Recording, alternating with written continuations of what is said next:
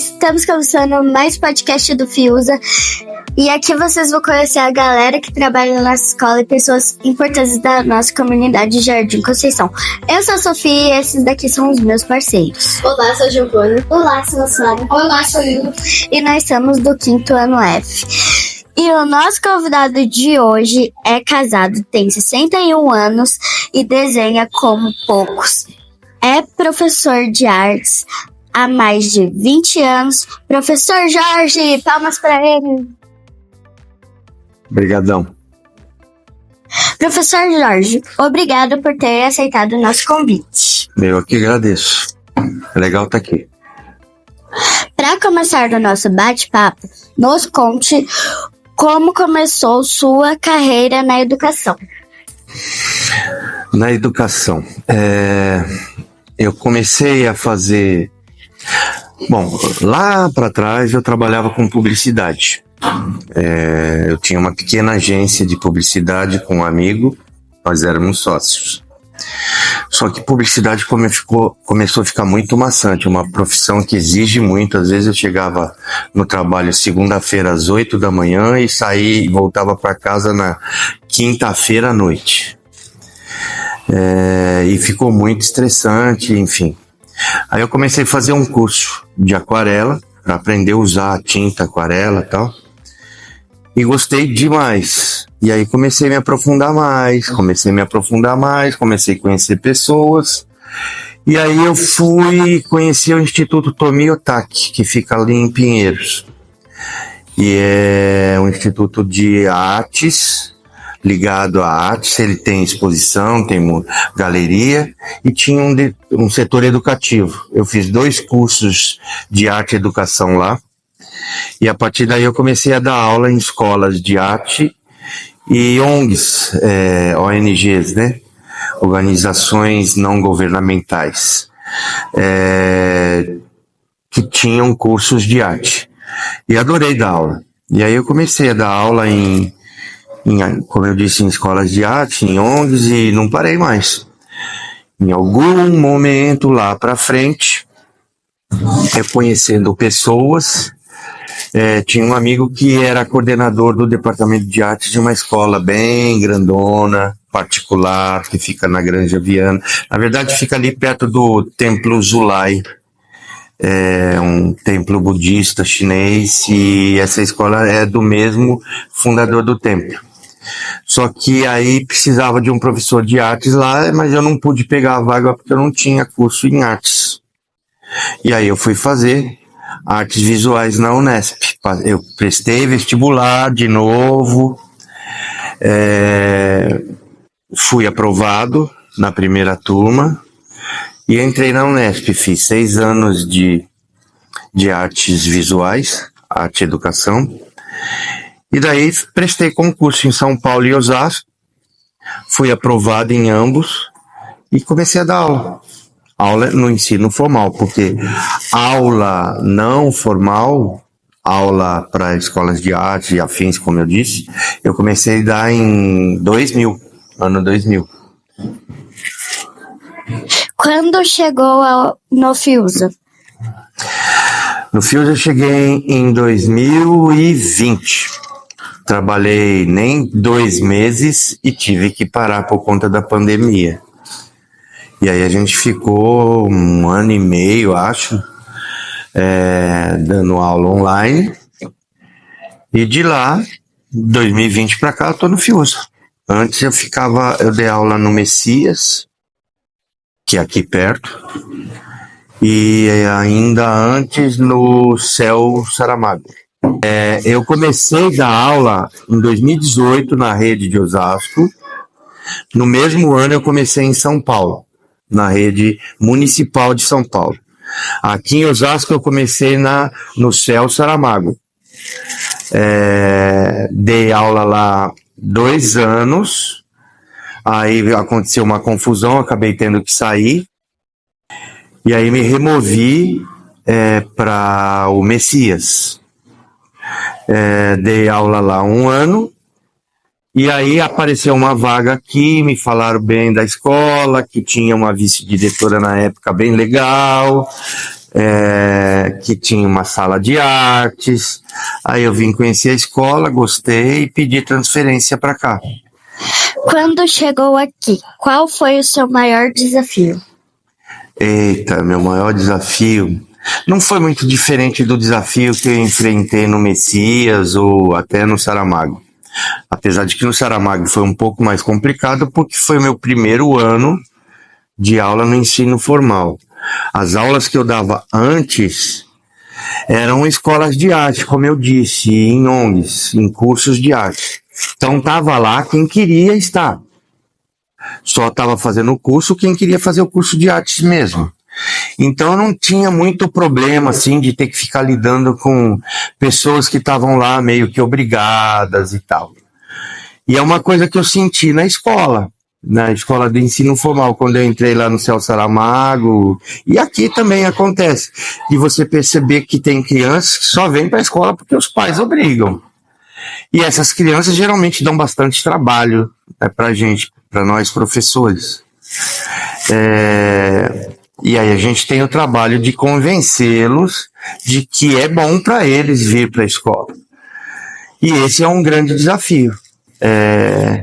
Fazer com que as crianças percebam o quão importante é estar na escola. E o quão é interessante e importante também o conhecimento que a gente tem para trocar com eles. Eu falo trocar porque eu acho que estou sempre aprendendo também aqui na escola, não são só vocês. Eu aprendo com vocês, vocês comigo e a gente troca. Ser professor era um sonho? Na verdade, meu sonho era ser artista visual, artista plástico. Foi por isso que eu fui fazer o Nesp também. Eu já trabalhava com desenho, sempre desenhei minha vida inteira, desde que eu era mais novo que vocês. Nunca parei. Eu desenho quase que todo dia. E eu sempre gostei muito de arte. Sempre gostei de trabalhar com arte, enfim. Mas nunca consegui me colocar no mercado de arte, ganhar dinheiro com arte para me sustentar.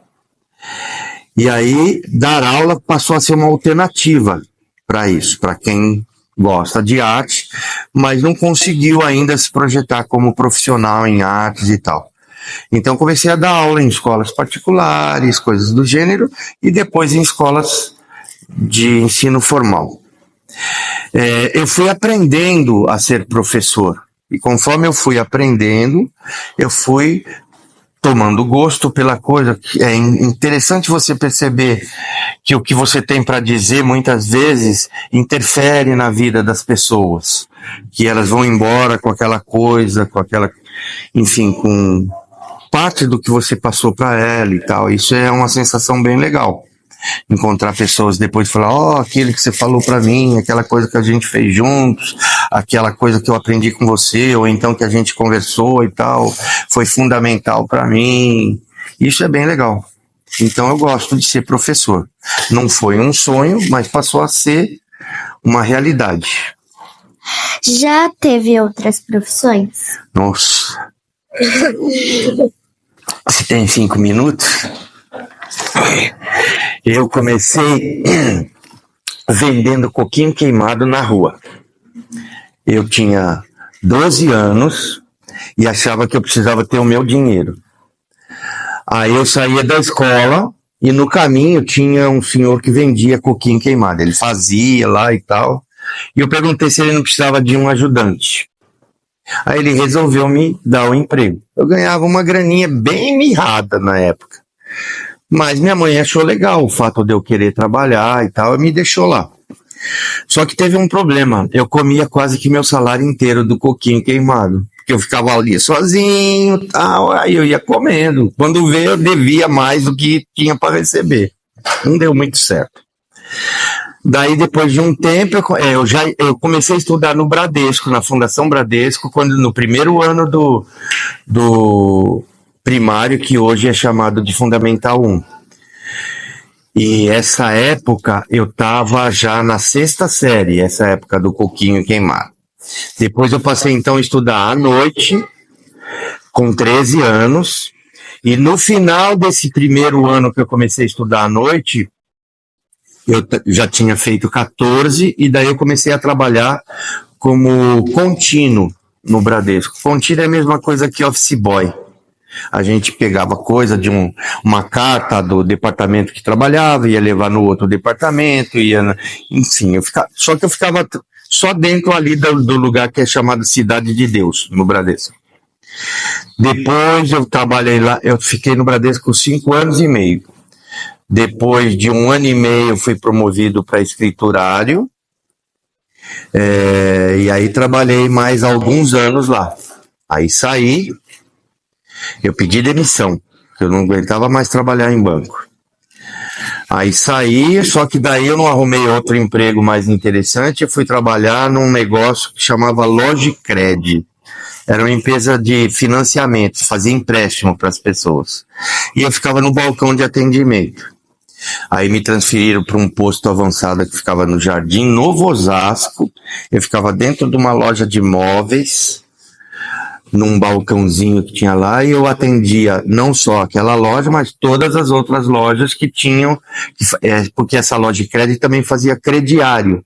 Você comprava uma cama e não tinha dinheiro para pagar à vista, aí se financiava. E aí eu fiz o crediário. Eu fazia o crediário das pessoas e tal. Aí, depois da loja de crédito, eu voltei a trabalhar em banco. Passei a ser caixa de banco. Fui trabalhar no Unibanco, lá em Alphaville. Trabalhei como caixa um tempo. Depois eu fui trabalhar na Telesp, que era uma empresa pública de telefonia, que depois fechou e foi vendida para particulares. Quem comprou na época foi a Vivo. Depois virou Telefônica, depois virou Vivo, depois... Ixi!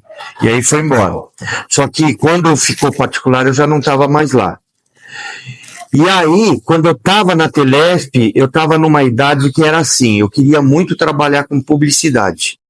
Tinha um amigo meu que já trabalhava e eu adorava, achava super legal, não fazia a menor ideia de como era, mas achava legal. Aí eu falei, ou eu saio agora e vou, porque eu ia ter que ganhar menos do que eu ganhava na Telesp. Eu tinha um salário até que legal na Telesp. Só que para entrar no que eu gosto, eu ia ter que abaixar o meu salário. Aí eu pensei assim, ou eu faço isso agora, ou não vou fazer nunca mais, porque o meu salário vai aumentar e eu não vou querer sair mais. Aí fui trabalhar numa agencinha piquititica lá em Moema. Eu pegava 2 ônibus para chegar lá. Demorava quase 2 horas para ir, quase 2 horas para voltar de ônibus. E trabalhei vários anos lá. Depois mudei para outra agência. Depois saí dessa agência, fui para uma outra, trabalhei 1 ano na prefeitura, no departamento de comunicações aqui de Osasco, e nessas um amigo foi me procurar e a gente abriu uma microagência, nós dois, e isso funcionou por uns 10 anos, 10 a 12 anos. Só que esses 2 últimos anos a gente já estava mal de faturamento, eu já estava muito cansado de publicidade, e aí eu fui procurar o Tomiotaque. E comecei a dar aula depois. Como foi dar aula de prática artística em ONGs? Então, foi bem legal. Era um processo bem legal, porque as pessoas que estavam lá, como eu disse anteriormente, elas queriam fazer um curso de artes. E geralmente são pessoas que já têm uma tendência para artes. Vocês que têm aula comigo, vocês percebem o quanto é legal quando a gente gosta de desenhar, ter alguém para dar uns toques e tal, né? E era legal, tinha umas respostas dos alunos que eram bem interessantes, assim, você passava uma coisa, o cara ia melhorando pra caramba, ficava super bom. Encontrei vários alunos depois que enveredaram pelo mundo da arte, porque a arte também não é só saber desenhar, pintar, essas coisas. A arte tem base para um monte de profissões. Até publicidade mesmo, mas pode ser arquitetura, pode ser design de coisas, de móvel, de cadeira, de caneca, de roupa, de carro, pode ser para fazer anime, pode ser para fazer animação no cinema. Ixi, arte é base para um monte de profissão. E era legal dar aula para essas pessoas, porque o interesse delas era muito interessante, era muito grande, assim. E a gente trabalhava com práticas artísticas, ou seja, a gente trabalhava com desenho, trabalhava com pintura, várias possibilidades de pintura, aquarela, tinta guache, tinta acrílica, tinta óleo, trabalhava com gravura, que é cavucar, vamos dizer assim, fazer uns cortes em madeira ou numa borracha, e daí passar tinta e imprimir. Na madeira na madeira é xilogravura. Tem também outros tipos que é feito em metal. Eu não sei se vocês já viram dinheiro, tá cheio de risquinho. Sim. As imagens são feitas só com risquinhos, né? Sim. Então, aquilo lá é um tipo de gravura. Eles cavucam numa placa de metal e depois aquilo vira a matriz para imprimir o dinheiro. Trabalhava com cerâmica, fazia esculturas em cerâmicas, enfim, práticas artísticas diversas assim. E era muito legal, bem gostoso. Só que não ganhava muita grana. Sabemos que desenhar é muito bom. Viver de arte é fácil? É difícil? Opa, pelo que eu falei para você já deu para perceber, né? Eu comecei a dar aula porque é muito difícil. Mas muito difícil de viver de arte com uma coisa que eu queria fazer, que era ser artista plástico. Eu disse que você pode fazer outras coisas, outras profissões que têm a arte como base. E aí tem gente que ganha muito dinheiro, mesmo como artista plástico. Tem uma menina que estudou comigo lá na Unesp. Na verdade, naquela época eu tinha idade para ser pai de toda a classe lá, porque eu era bem mais velho que os alunos. E tem uma menina que estudou comigo que hoje já se tornou uma artista conhecida no mundo da arte. Ganha mó grana vendendo um trabalho dela. Os trabalhos dela são meio tipo do tamanho dessa parede, assim, é um trabalho bem grandão. Mas ela deve vender cada trabalho por uns 30 mil, assim, daí pra cima. Cada trabalho que ela faz. Então dá para viver bem legal de arte, só que você precisa ter a pessoa certa, você precisa estar no lugar certo, conhecer a pessoa certa na hora certa. Aí você decola. Tem muita gente que vive de arte, mas comparado ao número de pessoas que a gente tem no país, são bem poucas. Nos conte um momento marcante da sua vida profissional. Da minha vida profissional tiveram vários momentos marcantes. O primeiro concurso que eu ganhei, quando eu trabalhava na Telesp, fazendo um cartaz para o Departamento de Segurança no Trabalho. Eles faziam um concurso e cada um desenvolvia um cartaz.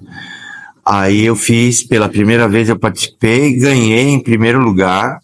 Aí eu ganhei uma televisão. Nessa época eu já morava fora de casa, morava com esse amigo que a gente abriu uma agência. Aí eu ganhei uma televisão, que a gente não tinha lá na casa que eu morava. No ano seguinte eu prestei o concurso e escrevi 2 cartazes. Ganhei em primeiro lugar com os 2. E aí eu ganhei outra televisão e uma geladeira daquelas frigobar pequenas. E eu não tinha geladeira. Não, e teve um ano que eu ganhei um som, foram 3 anos que eu ganhei. Eu não tinha som na casa, não tinha televisão, nem geladeira, ganhei as 3 coisas prestando o concurso. Foram momentos interessantes. Um outro momento bem marcante foi quando eu consegui prestar o vestibular na Unesp e ser aprovado na primeira chamada. Eu fiquei para a segunda chamada na USP e fiquei na primeira chamada na Unesp. E é bem difícil entrar. Pensa quantas milhares de pessoas vão prestar o vestibular. E são só 30 que são chamados. Cada ano a turma é uma turma só que abre com 30 alunos. E eu estava entre esses 30. Foi bem legal. E depois quando eu consegui entrar nos 2 concursos que eu prestei. O primeiro ano que eu prestei concurso tanto em Osasco quanto em São Paulo e fui aprovado. Eu achei bem legal. profissionalmente, meio que direcionou minha vida, né? Qual é o maior desafio em ser professor? Ai, gente, é isso que eu falei lá no começo, é conseguir convencer vocês que a escola é importante, que a gente está aqui para ajudar vocês. E que ninguém aqui é inimigo do aluno. Porque tem... Vocês até que não. Mas lá na escola de São Paulo que eu dou aula para o Fundamental 2 também. Então são alunos grandes, 8º, 9º ano. E é muito difícil dar aula. Porque eles são muito mal educados, não prestam atenção no que você fala, levanta e fica brincando, jogando papel e brigando, enfim, é muito complicado fazer com que eles parem para prestar atenção no que a gente tem para falar. E principalmente que eles prestem atenção e tirem proveito daquilo que a gente está passando para eles. O que te motiva a dar aulas? Tem muita coisa que me motiva a dar aula.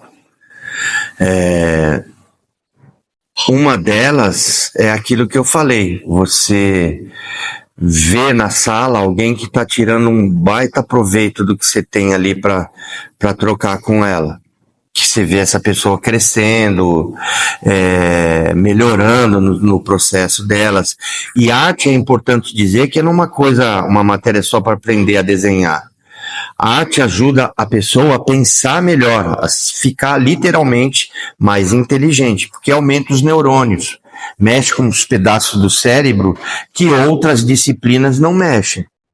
Então é importante pra caramba para vocês se alfabetizarem e melhorarem no seu processo de vida.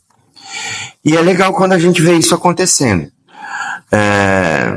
A outra coisa é ver que eu estou conseguindo viver financeiramente de algo que me dá prazer fazer. Preparar as aulas de arte, trabalhar a arte com vocês é legal. Então isso me motiva. Nos conta se já teve um momento marcante na escola. Aqui? Várias vezes, vários momentos marcantes. Por exemplo, teve uma menina que virou para mim e falou que estava gostando demais da minha aula, porque ela tinha aprendido uma série de coisas que ela não sabia e que estava ajudando bastante ela. E marcante também para o outro lado, essa mesma menina falou para mim que não via a hora do ano acabar para nunca mais olhar na minha cara. A mesma pessoa. Mas faz parte. A gente está aqui para dar aula. Se a gente puder ser amigo do aluno, vai ser ótimo. Mas nem sempre a gente consegue ser amigo. Às vezes a gente tem que ser o professor só.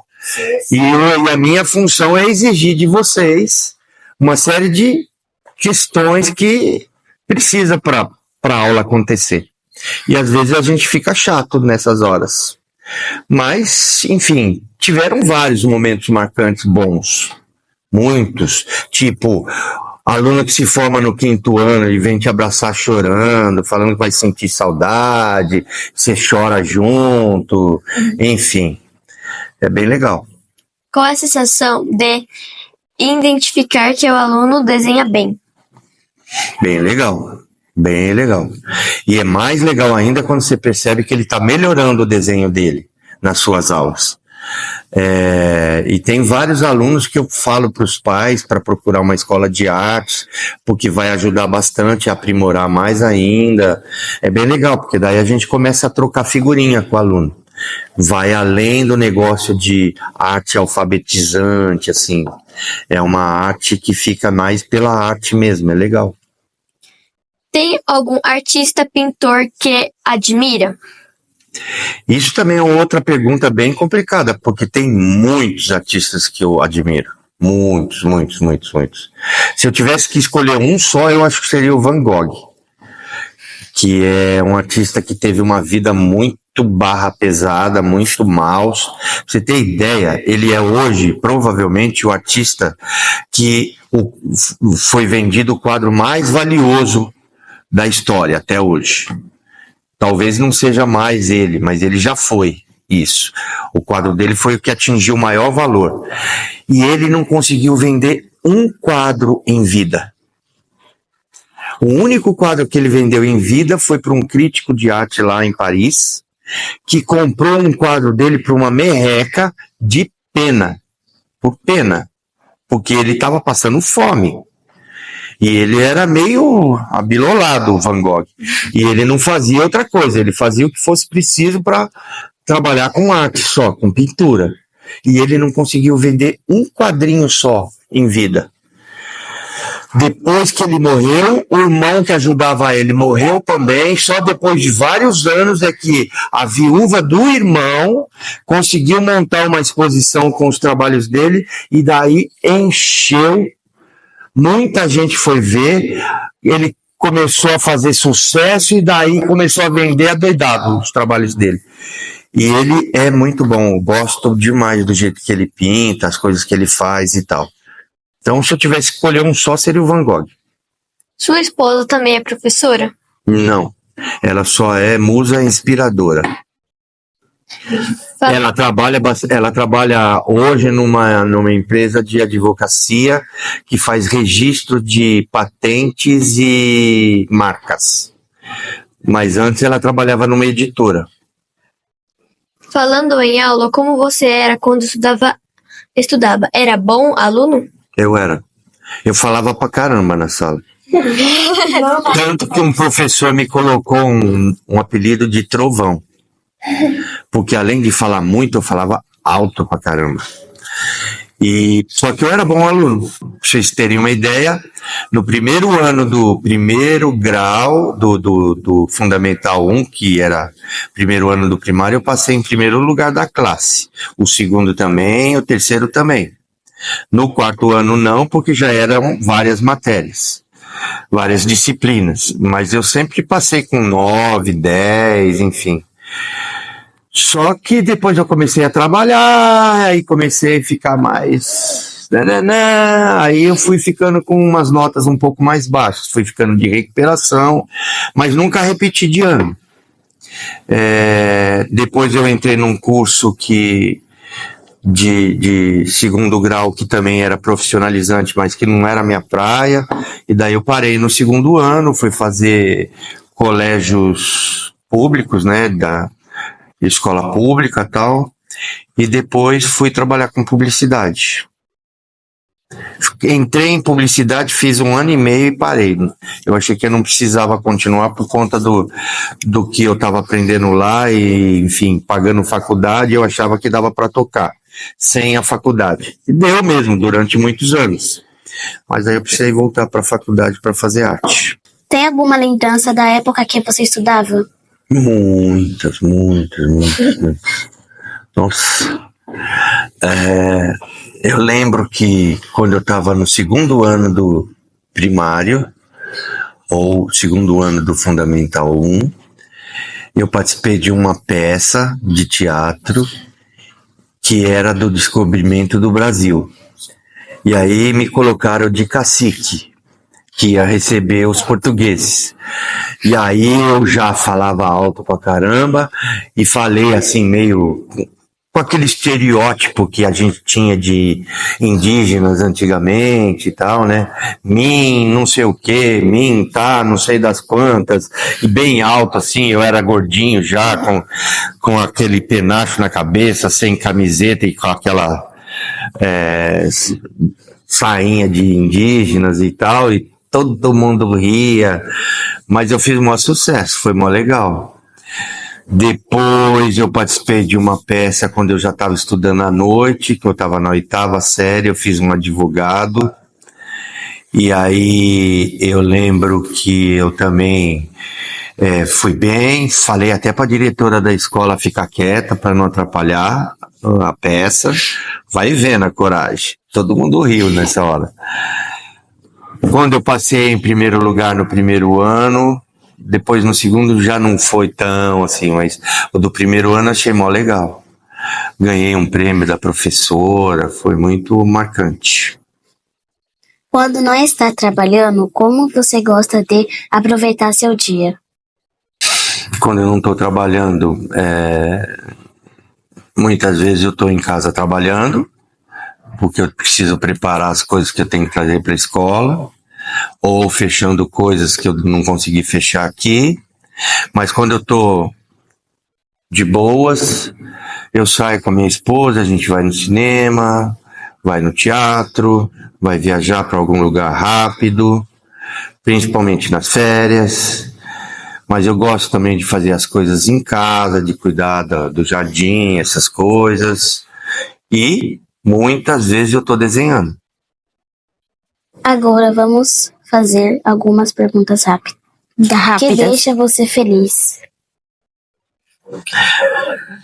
A felicidade de todo mundo que está em volta, assim, felicidade acho que é uma coisa que contagia. Eu fico feliz com a felicidade.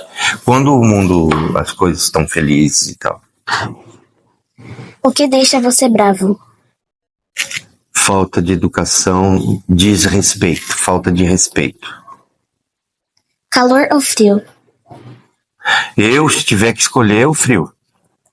Também gosto de frio. Ficar em casa ou passear? É uma briga isso daí, hein, cara? Porque às vezes eu não gosto muito de passear, porque, já pensou em não sei aonde, vai estar cheio de gente. Às vezes eu prefiro ficar em casa. Viagem inesquecível. A viagem que eu fiz pra China foi muito legal.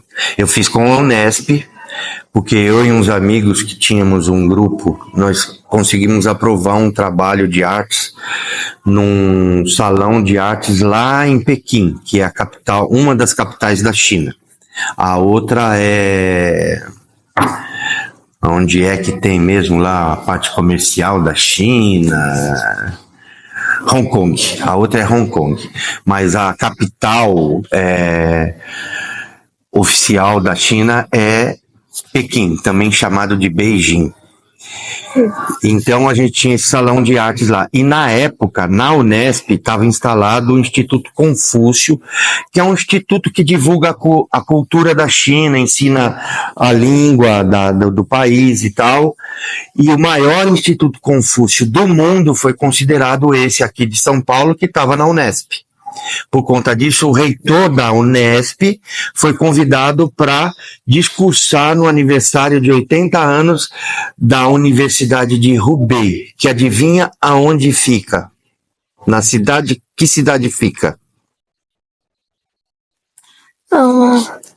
Na cidade de Wuhan, que foi onde surgiu a Covid.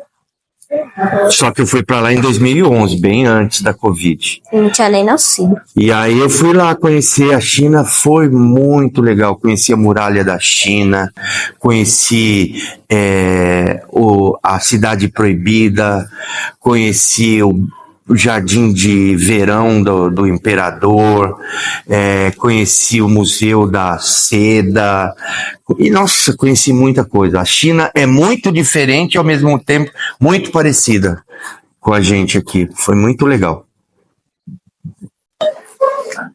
Um lugar para conhecer. Eu adoraria conhecer a Austrália, Nova Zelândia e Portugal. Um estilo de música.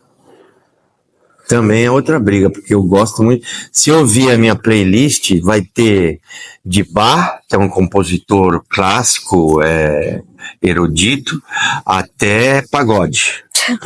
Enfim. Mas eu gosto muito de MPB. MPB? Uma boa comida. Tem algumas gostosas, muqueca, lasanha, enfim. Mas uma que eu adoro é a comida, aquela arroz bem feitinho, um feijão gordo assim que tem linguiça, toicinho defumado cortadinho, tal, um bifão bem da hora, mais alto assim, uma salada bem tchananã, um pouquinho de farinha e pimenta. Uma qualidade. Qualidade? Inteligência. Inteligência. Uma mania. Mania? Ai, querer tudo arrumadinho, certinho, bonitinho. Um sonho realizado. Tiveram vários, mas acho que importantão, assim, foi conseguir comprar a minha casa. Um sonho para realizar. Um sonho para realizar, por incrível que pareça, seria fazer mestrado e doutorado. E para finalizar, quais são suas maiores inspirações? Bom, todos os professores, porque eu admiro pra caramba a potência que eles têm para tocar esse mundo aí, da educação, que é bem complicado, são verdadeiros heróis. As professoras de Fundamental 1 são heroínas, na minha opinião, porque elas têm que lidar com uma situação muito complicada, que são crianças que estão crescendo, começando a crescer, então tem que cuidar da educação, ao mesmo tempo colocar essas pessoas na vida, que é aprender a ler, escrever e inclusive a pensar. Então todos os professores. Minha mulher, uma inspiração para mim também, minha mãe, meu pai que já morreu. Acho que é isso. Esse foi o nosso podcast. Obrigada por terem nos acompanhado. Não deixem de curtir, comentar e se inscrever em nosso canal. A semana que vem tem mais. Tchau! Tchau! Professor Jorge, muito obrigado por ter aceitado o nosso convite. O prazer foi meu. Eu queria dar os parabéns para vocês. Eu tô adorando seguir vocês, acompanhar as entrevistas. Tá muito legal.